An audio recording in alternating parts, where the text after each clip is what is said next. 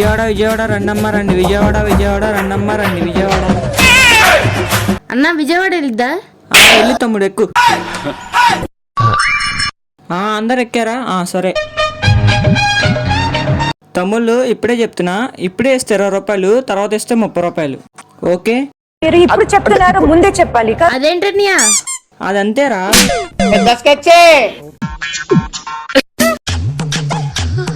ఏదో తేడాగా ఉంది. అరే తమ్ముడు తాళాలు మర్చిపోయా, ఇప్పుడే తీసుకుని వస్తా. నాకు సరే.